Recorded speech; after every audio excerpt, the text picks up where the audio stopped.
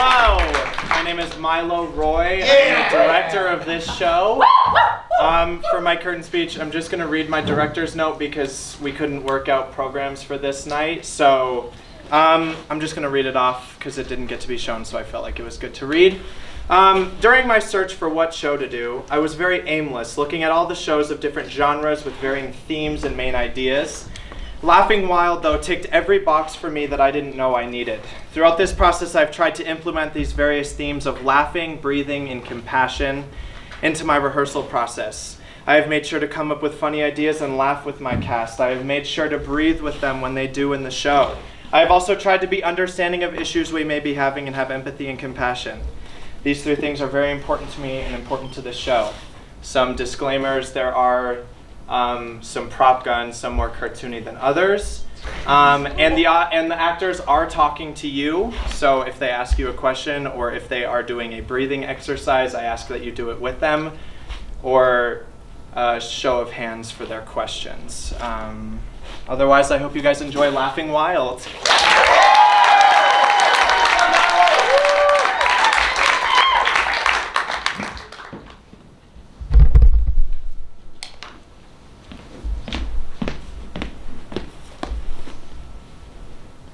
I want to talk to you about life. It's just too difficult, isn't it, to try and function sometimes? I tried to buy a can of tuna fish at the store the other day, and there was this person sitting right in front of where I wanted to reach out to get the tuna fish. And I waited a while to see if they move, and they didn't. They were looking at the tuna fish too, but they were taking a real long time on it. And I thought about asking them to move, but they seemed so stupid to have not realized that I needed to get by them. That I had this awful fear that I'd do no good at all. They'd probably say something like, "Well, move when we're goddamn ready, you nagging bitch." And then what would I do? So then I started to cry quietly out of frustration so as not to disturb anybody. And still, even though I was softly sobbing, this stupid person didn't grasp that I need to get by them to reach a goddamn tuna fish. So I reached over with my fist and I brought it down real hard on his head and I screamed, "Would you kindly move, asshole?" And the person fell to the ground and looked totally startled, and a child nearby started crying, and I was still crying, and I couldn't imagine making any use of the tuna fish now anyways. So I ran out of the store. Are you all following this so far? So there I was, lying on my back across the street from the tuna fish, and this street musician comes over to me, and he asks me if I need help, and I say no. But can you play Stairway to Heaven? Which I thought was a pretty funny thing to say under the circumstances. And I thought to myself, maybe if this man laughs at my comment, which is rhyme peculiar, then I will have found a companion for the rest of my life. So let me find spring and fall less painful, summer's too hot when I expect anyone to deal with that. Winter's gotten less cold than it was when I was a child. Probably something horrible the captains of the industry have put into the atmosphere. Probably some ozone layer that's been thinned out beyond repair. And the sun's coming in through more directly, and we're breathing the wrong things in through our nostrils, and we're all gonna die. And oh God. I mustn't worry about things that may or may not be true. Besides which, a street musician didn't laugh. He simply asked me if I wanted help getting up. And I thought to myself, I don't know the answer to this question. So I said, I don't know the answer to this question, ask me another, which I thought was pretty funny. What's that line from Beckett? Laughing wild amid severe slow. So then I said, I'm laughing wild amid severe slow. And he looked at me blankly. So I said, I'm laughing wild. And then he didn't say anything, so I let out this enormous frightening laugh that I do at parties. And he just kept staring at me and he said, if you need help getting to the lady shelter, I'll be over there playing my guitar. And then I knew I'd been fortuneful, that this man was not meant to share the rest of my life with me. He was humorless. He didn't have a shared sense of existential ennui angst, whatever I'd been to college. Of course I didn't, read everything they assigned me. What good would that have done? You may ask, what parties has you been to unleash such a peculiar laugh? Mostly the Warhol crowd. One of the times I was at Creedmoor, the mental hospital, one of the orderlies said to me, you remind me of Eddie Seedwick. I bet Andy Warhol would like you. This was before he died, of course. And so one of the times I was institutionalized, I went to a party that he was at, supposedly, but I never met him. I had such high hopes back then. She said, throwing her head back and madly laughing wild amid severest woe. Have you all ever wondered why sexual intercourse sometimes makes you want to commit suicide? That is a universal feeling, isn't it? Can I see a show of hands? Oh, well, Don't worry, I'm not one of those people who forces audience participation. Tell me, are you enjoying my presence or you wish I go away? I can never tell in life. Reality testing problems, my doctors say I have. I have the most wonderful doctors. You're all like Dr. Ruth Westenheimer on television. Have you seen her in the TV guide? All it says is good sex dash Dr. Ruth Westenheimer. And they wonder why I have reality testing problems. Annie Warhol said that everyone should be famous for 15 minutes in the 20th century, but she's been famous for far longer than that, and it doesn't look like she'll go away anytime soon. Eventually, we'll see her on Password, where no matter what word she's trying to communicate, she'll only talk sex. Say, her word is nicotine. Her first clue will be clitoris, then cunnilingus and stimulation. Her partner will be completely baffled, especially when the host says, no, Marjorie, I'm sorry. The word was nicotine. Then Dr. Ruth will laugh a little crazy, just like me. But her partner will lost around and thinks you're stupid clues. She will not win the $700. She will not get to move on to the speed round where she can win $30,000 if she guesses 8 words in 30 seconds. She will not win the trip for 2 to the Caribbean to stay at the luxurious Hyatt Hotel, all because this nutty, smutty doctor thinks she's cute and thinks she knows something about something and has hubris like every other fucking creature in this horrible universe. I want Dr. Ruth Westenheimer and some gladiator to fight to the death in the Colosseum using knives and swords and heavy metal balls with spikes on them. And then, when one of them has their blades to the other's throat, I want to raise my hand and give the thumbs down sign, just like Siskel and Ebert dismissing a particularly dreadful movie. And then I want Ronald Reagan hung upside down over sulfur emissions, and Mate inhale a toxic waste, and then I want the world to come to a complete and total end. Kaplooey. Do you relate in some way? Would any of you ever give me a job? I don't believe that you will. Because I have fought. I have called and I've screamed, will you please let me babysit your children? I promise I won't kill them. And I have tried to improve my life. But have any of them ever said yes? How many of them have said no? If you think no, raise your hand. I want to see how many of you think no. I want to see some goddamn audience participation here. Raise your hands. You're right, the answer is no. And I said I hate audience participation, and so I do. I'm going to tell you the secret to life. Once I tell you this, you will know immediately how to run your lives. And you will know if you have been living them to the fullest. If you realize you've not, you will know immediately how to correct that state of affairs. As soon as I tell you the secret to life. Are you ready?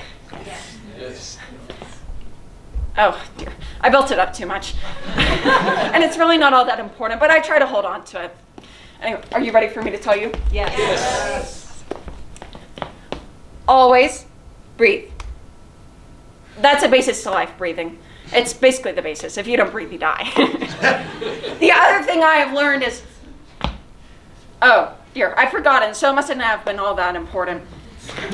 Let me summarize what I've told you, and then I'll remove myself from your presence. I had trouble buying tuna fish in the market.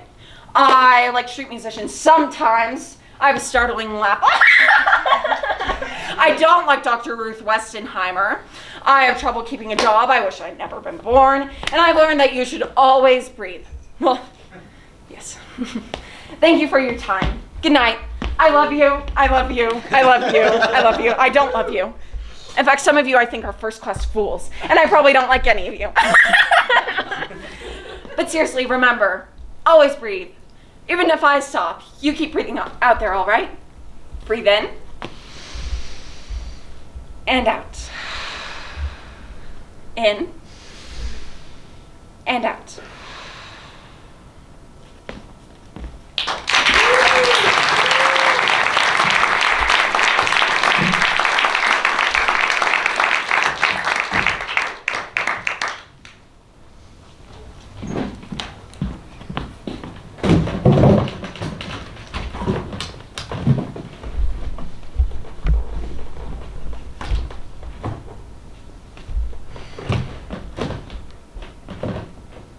I used to be a very negative person.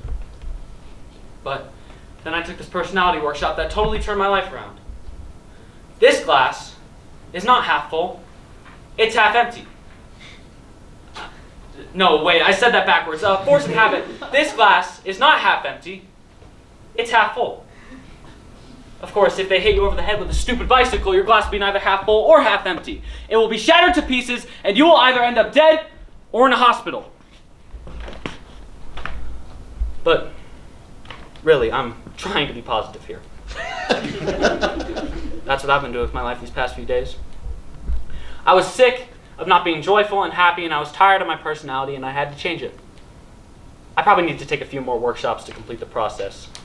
It's hard for me to be positive because I'm very sensitive to the vibrations of people around me. Or maybe I'm just paranoid.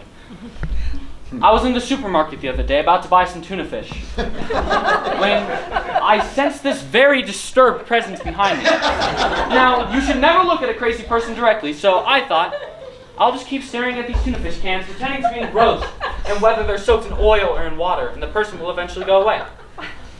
But instead, wham! She brings her fist down on my head and screams, "Would you move, asshole?" Now, why would she do that? I mean, analyzing it, looking at it in a positive light, this woman probably had some really terrible life story that sort of explained how she got to this point in time, hitting me in the supermarket. It made me never want to leave my apartment ever again. I am the predominant source of light in my life. I let go of pain from the past, and I let go of pain from the present. These are affirmations. Now, the theory of affirmations is that by saying something positive about yourself in the present tense, as if that positive thing is already happening to you, you draw in positive energies to you. There's an additional theory that by saying something negative about yourself, you actually cause and are thus responsible for the negative things that happen to you. When I sensed this woman's presence behind me, instead of doing nothing and pretending I didn't notice that she seemed odd, maybe I could have said, "Is there a problem?" And she would have said, "Yes, you're in my way." And I would have moved. We can change our thoughts from negative to positive. Say I feel bad, I can choose to feel good. Let me try to change how I feel. Let me try to feel happy for a moment.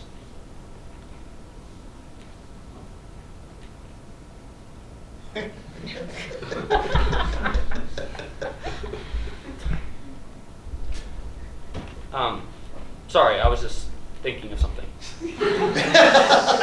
Something I read in the newspaper the other day about this 14-year-old boy in Montana who shot his geometry teacher to death because the teacher was flunking him. Now, that's crazy enough, but as it turns out, this geometry teacher didn't come to class that day. So this 14-year-old boy shot the substitute teacher instead. I mean, positive thinking aside, how do you defend yourself from these sorts of things? And think about God. You know, it was nice to believe in God and afterlife, and I'm sometimes envious of the people who still seem comfortable with this belief. But I remember when everybody got won Tonys for fucking Dreamgirls, and they all went up there thanking God for letting them win this award. And I was thinking to myself, God was silent on the Holocaust. But he involves himself in the Tony Awards? It doesn't seem likely. Sorry, I was planning on being positive up here. Everything unfolds in my life exactly as it should, including my career. Abundance is my natural state of being, and I accept that now. I let go of anger and resentment. I love the woman in the tuna fish aisle exactly as she is. I love myself exactly as I am. I approve of my body.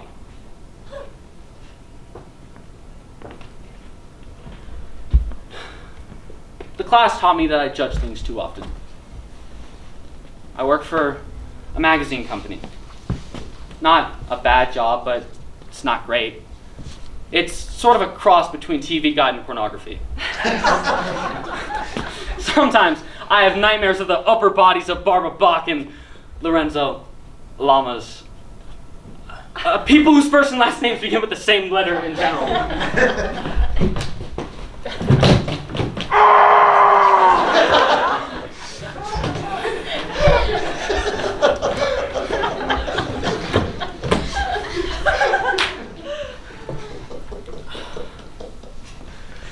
I am attracted to both men and to women. though more frequently to other guys, which I find rather embarrassing to admit in public. But with the recent Supreme Court ruling that sex between adult consenting homosexuals be not included in what's considered the rights of privacy, it makes me think it's now more important to be open about this. But I find this recent Supreme Court ruling rather disturbing. Say when you're 7 years old, you find yourself slightly more drawn to Johnny than you are to Jane. This is not a conscious decision on your part, it just happens. It's an instinct, like liking the color blue. I mean, I certainly realize how insane it would be to ask a heterosexual to deny his or her natural sexual feelings and perform homosexual acts, but if I can have that empathy, why can't others have that empathy in reverse? I want some empathy here.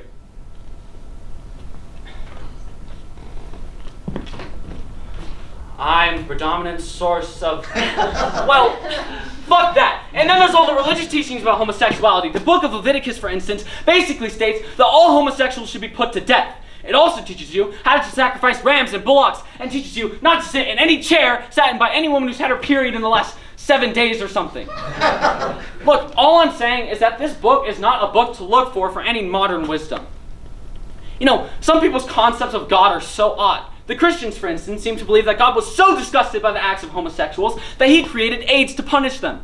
I mean, what do they think? God just walks around chatting with Gabriel and all of a sudden he says, boy, oh boy, do I find homosexuals disgusting. I'm going to give them a really horrifying disease. And Gabriel says, oh yes? And God says, yes, and drug addicts and hemophiliacs. Yes, but why hemophiliacs? Oh, no reason. I want disease to go through the bloodstream. And even though I am all powerful and can do anything, because I'm God, I'm too tired today to figure out how to make it go through the bloodstream and not affect hemophiliacs.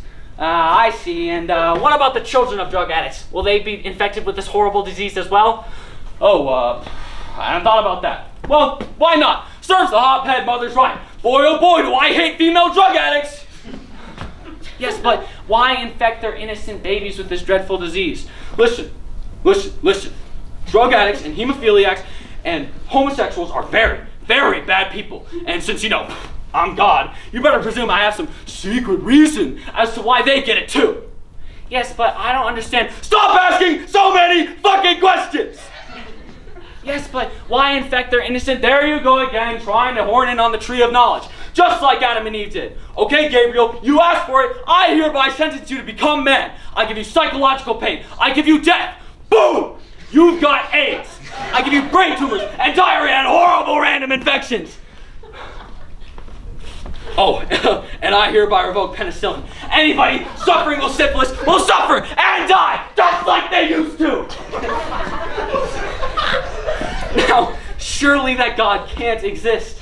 Surely the Christ who said, blessed are the merciful, can't have come from such a raging, spiteful God. As of recently, my mind wanders to karma and karmic paths and stuff like that. I went to the harmonic convergence ceremony over the summer. Do you know what I'm referring to? It's this strange, New Age connected belief prophesied from the Mayan, the Aztec, etc. I found I really wanted to believe in this. So a couple of friends and I set our alarm for 4 a.m. and headed up to 83rd and Central Park West, which had been the designated sacred site. Or at least a place where people could gather. And at this sacred site, there was incense and wind chimes and stuff like that. And there was a large group of people, and they made a large circle, and inside that circle was 5 women and 1 man blowing on conch shells. And one of the women got up and invited anybody who wanted to come up and express their hopes and dreams for humanity after the harmonic convergence. And there was this sort of loopy woman dancing around the periphery of the circle, saying kind of corny things like, I dance for Mother Moon and Sister Star and stuff like that. But I found I didn't want to hear from everybody in the circle about their hopes and dreams for the harmonic convergence, so I asked my friends if we could please leave so we can go and actually see the sun. And we did that. And the Great Lawn was very, very pretty.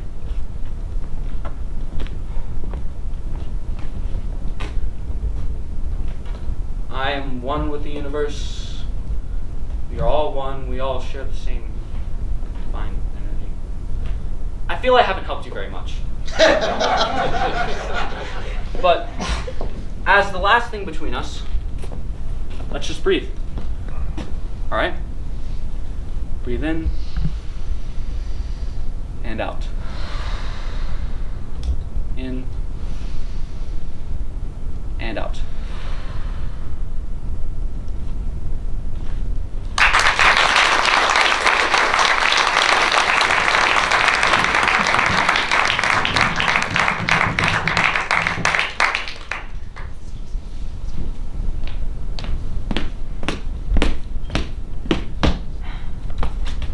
Would you kindly move, asshole? What's the matter with you? Yes, you No, you didn't! You're crazy!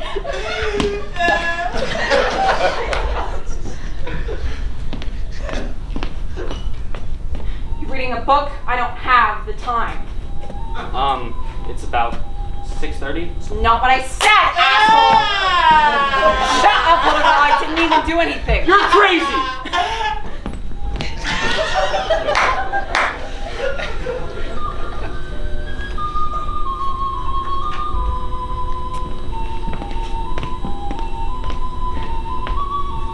Would you please move? Whoa! Are you trying to mug me? Hey! Shut the hell up!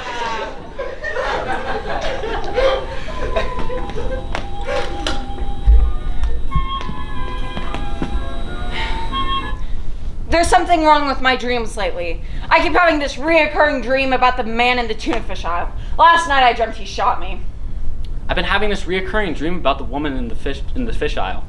I dreamt that no matter how I try to behave, she always hits me on the head. The other night, though, I dreamt I shot her.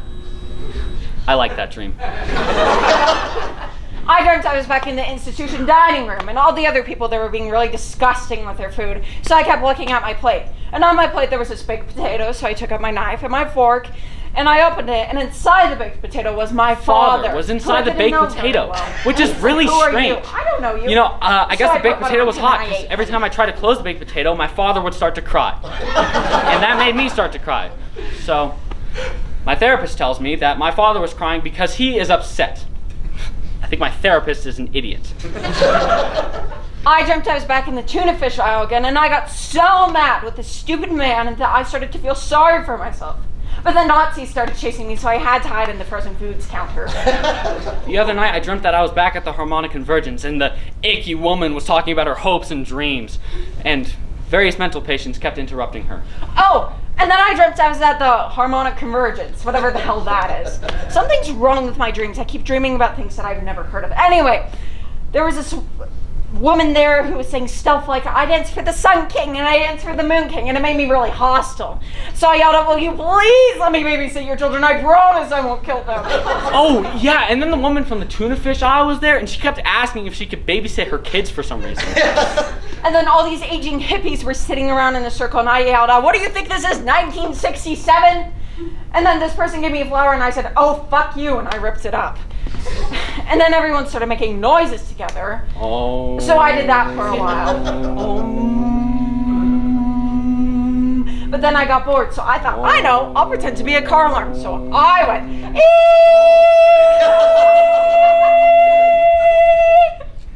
And then my alarm went off, which was waking me, but then I went right back to sleep. And I was back at the Harmonic Convergence, and somehow I had been designated the person to run the Harmonic Convergence in the icky woman's absence. We are here to enter a new phase. The planets of Mars and Hathor are in alignment with the seventh moon. will of you the let me seventh- babysit your kids? I don't have any kids. We are here to enter a new phase. The planets of Mars and Hathor are in alignment with the seventh moon of the seventh sun of the seventh seal. If you hire me at the magazine, I promise not to write pig on the walls in your blood. I would not be willing to hire you under those circumstances. You. Can someone take this woman away? Is Vicky back? Vicky's dead. She and Dr. Ruth Westenheimer fought to the death in the Coliseum.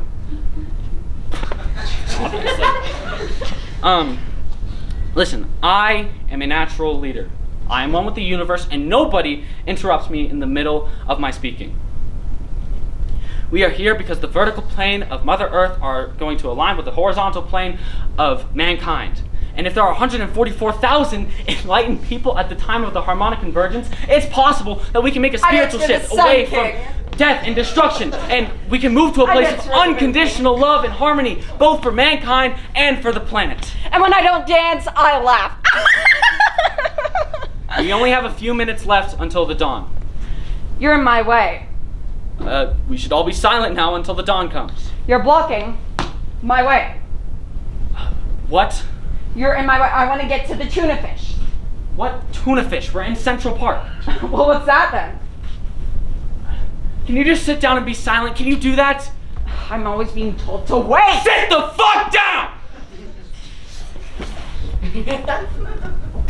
Oh. Stop making that noise! Oh.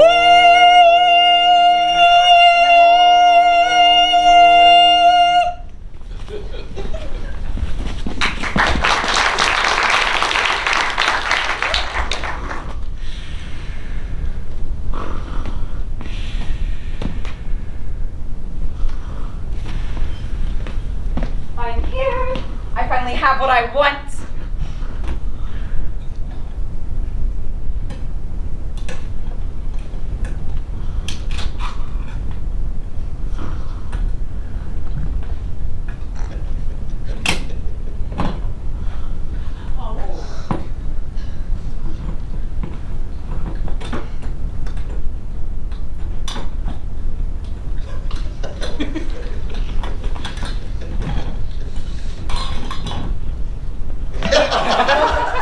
What's wrong with this store?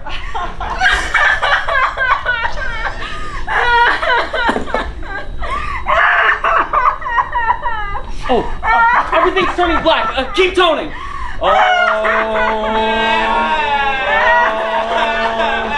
If people refuse to tone, the dawn may not come. Shut up! Oh.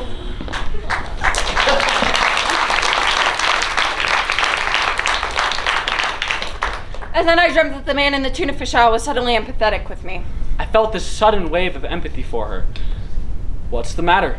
Oh, nothing. But you're weeping. Sorry. Did you get the tuna fish you needed? No. Can I babysit your kids?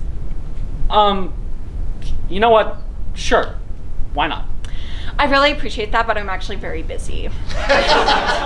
Well, that's a shame. Is there anything you'd like to tell the people here at the Harmonic Convergence about your hopes and dreams for mankind? Yes. I hope that the pounding in my head stops. And I hope that I have more good days than bad. And I hope that I learn to say that this glass is half full, it is not half empty. And tell with a half full glass, I want a full glass. And I want to feel joy like I did that one summer day for 10 minutes right before I decided everything was horrible. I want to feel joy like this. Everybody breathe in and out. In And out. in And out.